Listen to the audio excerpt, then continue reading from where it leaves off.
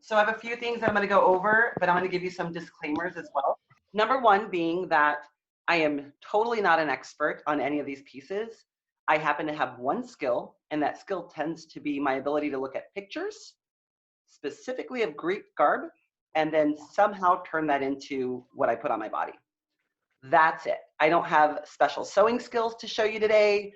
I don't have a ton of historical, awesome, amazing period factual things to share with you.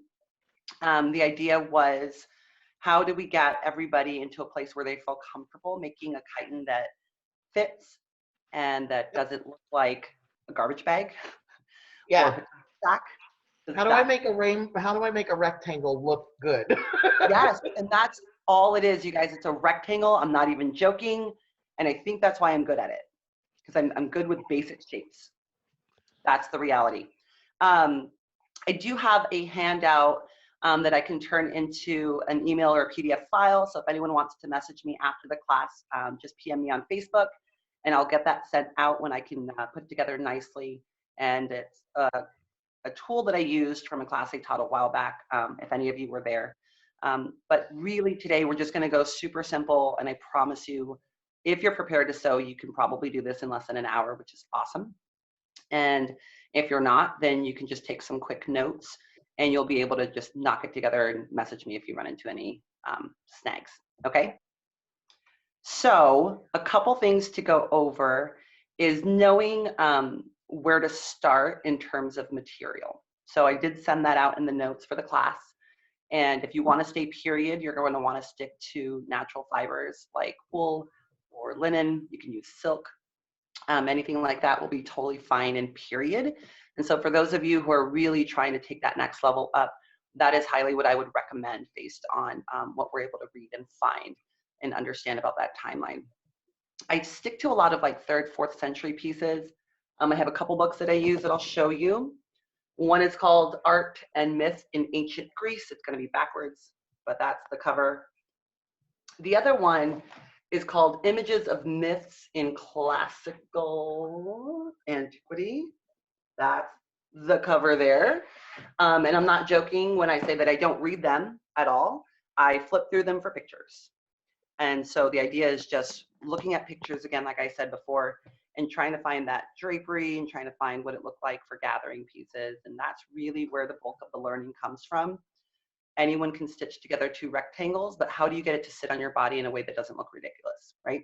So once you have your material picked out, today I'm actually using just a super generic like cotton blend because, like I said, it's what I had, and it's going to show you how easy it is to get this done in very, very few steps. I think 4 or 5 steps. It's not a joke.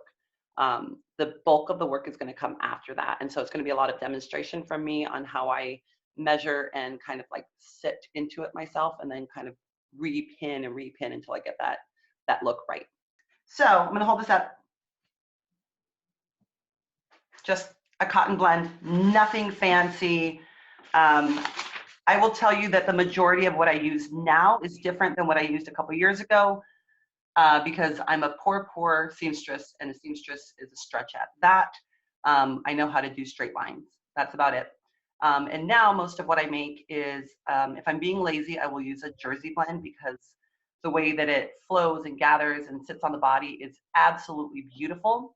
It is not period whatsoever because of the modern materials used in that, but it looks amazing. And it functions super well as like an underlayer if you're going to layer your pieces. When I'm feeling like I need to be a little bit more elevated in what I'm wearing, I absolutely stick to linen.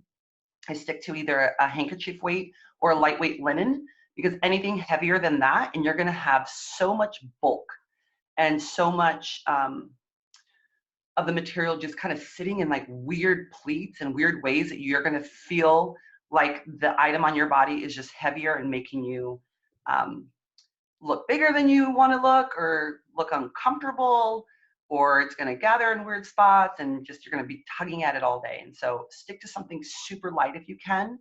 Gauze is fine if you want to just play with that a little bit. Silk flows beautifully if you're able to sew that.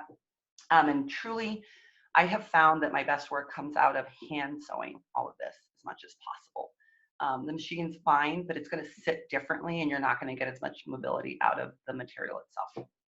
In terms of measurement, and that seems to be a starting piece that really stops everyone up, because if you look at all of the classical pictures and you look at even design work and even your resources online, the majority of the pictures you're going to find show a woman outstretched, and the material is from her wrist to her wrist.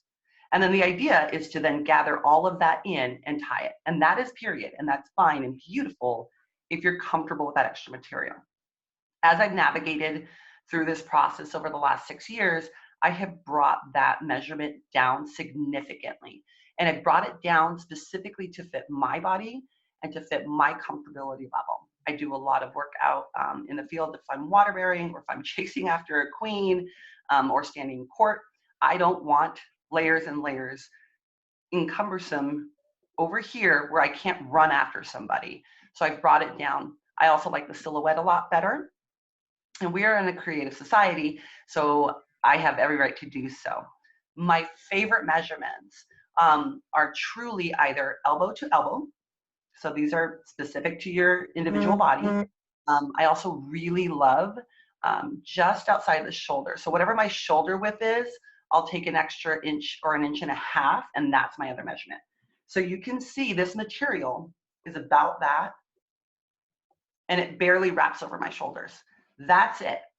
And the length is whatever you want it to be. This is going to be a shorter one. I'll probably use it for running to the showers or something easy and simple like that. And all I did was take one piece of material that I had, and I had 2 rectangles that happen to be the same length and width perfectly. You don't have to have special measurements for one piece or the other. This material was perfect enough in terms of the width that all I was able to do was actually fold it. And so that saved me a lot of time. The only work I've done before coming to this class was literally fold the material in half. And then on the one side that was still folded, because I'm cheating, so this side's not together, right? It's the open side.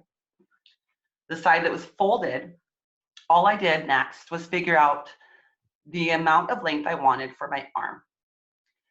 So there's 2 ways to do this. The cheater way is hold the end of the material up to your shoulder, hold it lengthwise down your body, and look for about the mid-rib level. So for a lady, that would be right where the bra strap is going to be, because we don't want those showing. It's kind of nice to cover those up. If you want an actual number, I have found that 8 to 10 inches is about the length that you want. And you're going to just cut that seam open. That's it.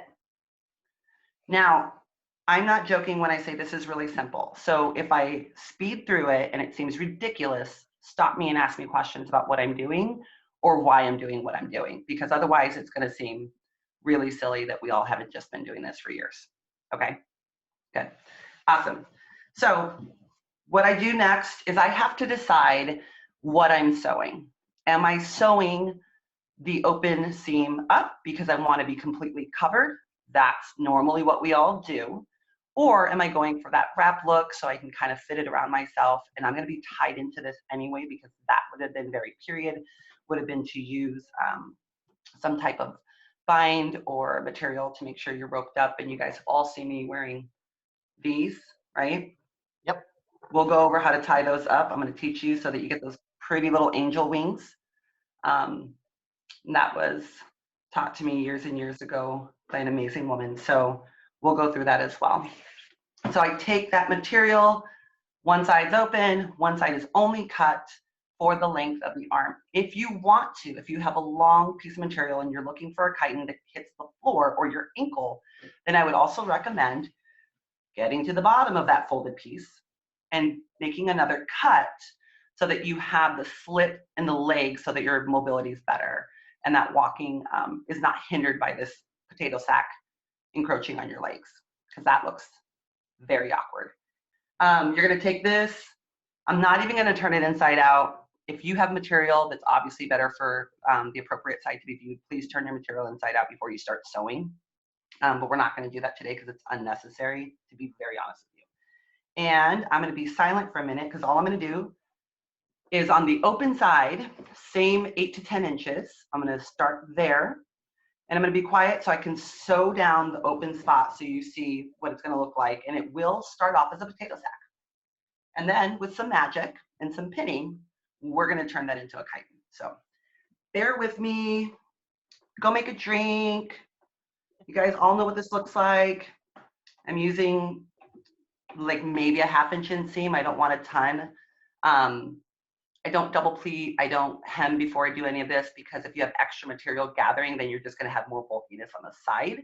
So these garments aren't really super strong or structured all the time, but they make do very, very well. So you're going to hear some sewing. Bear with me.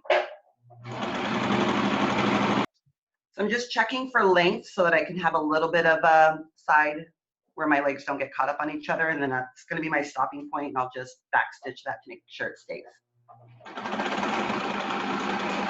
I'm going to hop up, and now we have 2 rectangles.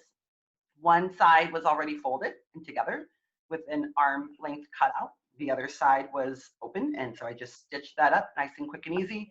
And I'm going to literally throw this potato sack over my body and show you that next step, okay? There's nothing awkward about this moment at all. No, not one bit.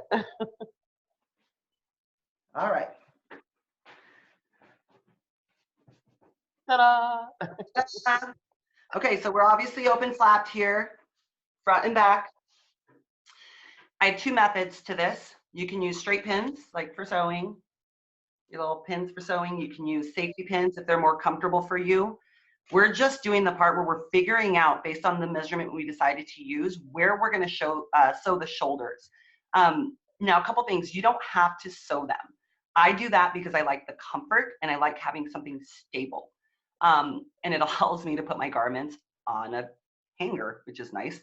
When I put the ends together, that's where I start. And the first thing I do is I move in about 2 inches. And that's where I'm going to start with my pin. I always move in a couple inches just to have somewhere to start and put a pin in. This is all just about getting a look down before we figure out where we're actually going to put those stitches, okay? So now, other side. And you can see if you've sewn up a little too high, which I did, you're going to get a smaller armhole than you probably wanted in the first place. So end to end, and then you're going to move in. And yes, this is as awkward as it looks, even when you're not on a video hunched over. Pin goes in. All right, so we've got to start. Now, this is where I pause because this is where most people stop and automatically assume their chiton is just about done. But what you have is this weird billowing effect at your collarbone, and that's why it stays looking like a potato sack. Because you haven't done anything to adjust that drop in that neckline, and so you haven't really given yourself the opportunity to figure out what you want your silhouette to be. Now, what happens is if you have a shorter length, like the one I'm using, because I like things to be fitted, you're going to more often find that you're pinning or sewing your shoulders closer to actually the end of the material. It is different than what you're going to see in pictures. In a lot of pictures, there's a lot of extra drapery going on, and that's because of how they measure. They'll go elbow to elbow, or like we first discussed, wrist to wrist. And that's where all that extra comes from. That's totally perfect. It's totally real and documentable and fine. And if you're very comfortable in that much material, use it. I don't. So if we're looking for the silhouettes of what I do, I'm going to go back and just decide that I actually like the ends today. I wasn't sure with this measurement, but I'd rather go ahead and pin on the end here so I can show you guys what that's going to look like if I do that. You're going to get a more comfortable fit, and you're going to get a beautiful drape at that décolletage. And so you can kind of, depending on like what your personal feeling with in terms of how much you show, how much you need to wear underneath that to cover it up, that's on you. So these pins are now going into the end. Now here's what happens. Remember, where those pins set, where you end up sewing, does not mean that that's where it's going to sit on your body. It's not going to sit on your body like this. That's awkward. You're going to use the magic of something underneath or your bra and your fibula to then keep it in place. That's the trick. So if it's sewn on the ends, and I'm imagining that I'm now pinning it to whatever's underneath this, this is what I get. Does that make sense? Yeah. That's where you see all that pretty drapery happen. And if we're just gonna fake it for a quick minute because we wanna know what this looks like before we get into it.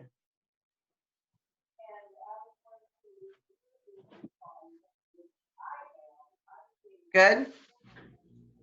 You're starting to get the image together of what that looks like. What do we do about the extra fabric in the back though? So that's pretty normal. I have a couple of different ways to do that. It's literally about tucking and putting things in place. So if I get dressed in my tent or at home before an event, I will literally have someone come and tuck this down.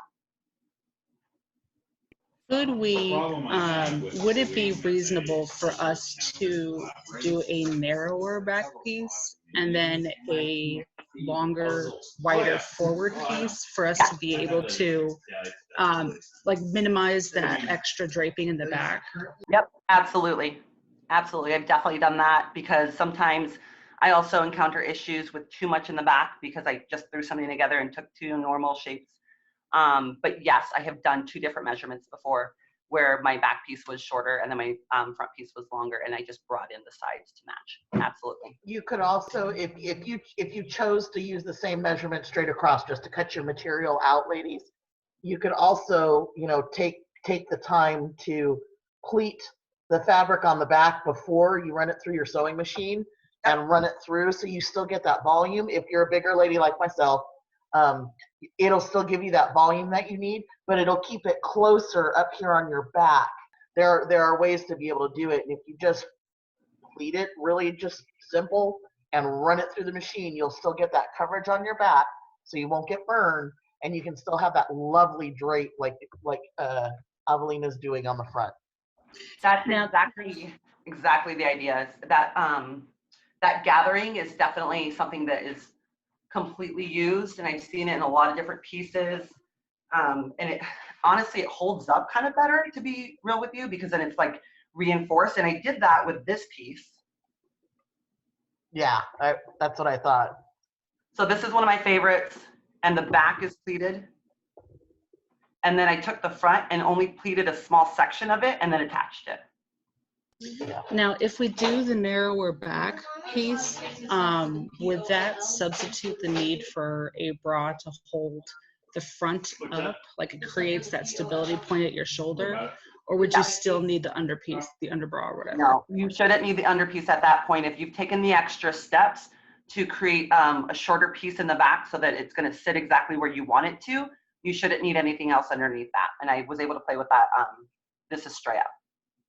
Fantastic. Awesome. And it feels great. So this is one of my favorites because this one I did by hand, and it is a very, very lightweight linen. But you can see how it gets those crinkles and that wear, and it starts to just look beautiful and have its own, like, gorgeous.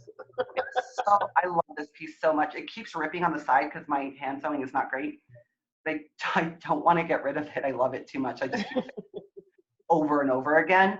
But even by hand, not being really great at what I do, it probably took me 3 hours to put it together. So it wasn't bad. So I just had to do my hems, do the sides, and then the pleating is what took me forever because I'm an amateur. It's pleating. It's pleating. All right, so now that we got that kind of worked out, I'm literally, because I'm trying to keep this super simple, we're gonna skip hems today because that's silly. And if you need help with hems, I'm definitely not the right person to ask. So find someone that's good with sewing and making things nice and clean and beautiful, and get them to teach you what that should look like. I definitely hem the bottoms. I definitely put hems in and finish up and clean up the arm pieces just so you don't have like straggly ends all around there, obviously. But I will tell you that if I have a salvage edge or something that doesn't look too terrible, I will not hem the neckline. I just won't do it. I might hem the back to give myself that structure like we talked about with using a smaller piece, but I actually won't hem the front because it's gonna give this weight and it's gonna start to turn on itself. And over time, when you're wearing it and washing it and doing those pieces, you just get this weird hem that starts to sit in funny places, and it doesn't do the natural weighted drape. And so that's just something I choose to do, but that's why I get that look over and over and over again. It's like, don't put a hem on my neckline because I want that natural fall to happen without having some weird turned out piece look awkward, like I took it off a rack somewhere and then just said, that kind of looks like a kite. That's not what I'm going for. So if you excuse me, I'm just going to literally sew about 1.5 inches on each end of the shoulders, since that was the decision we made for getting that drape down with this particular material that I happen to have in a drawer somewhere. And then when I'm done with that, we'll turn it inside out. I'm going to put it back on. At that point, what I'm going to be able to do is show you how you finish the look. We're going to walk through the angel wings for tying yourself into it.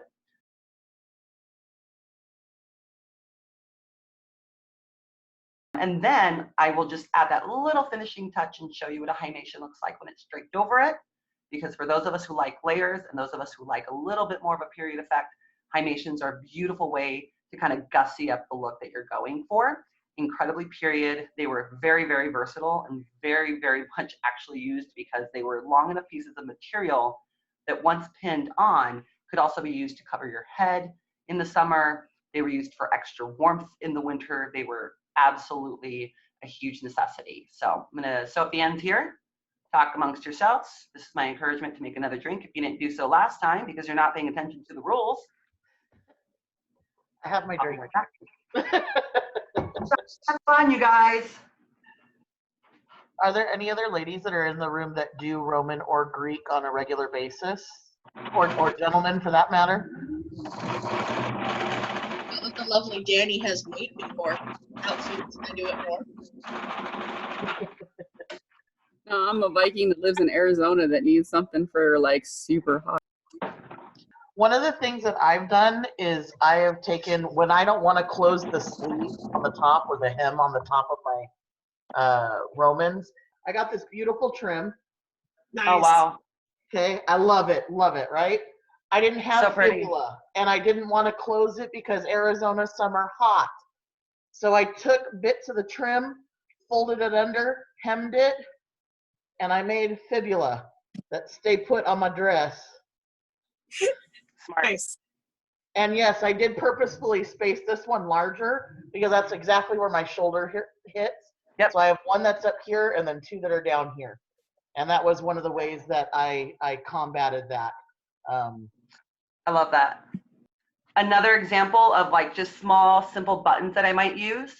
Yes. And I'll do that and just to adorn the shoulders.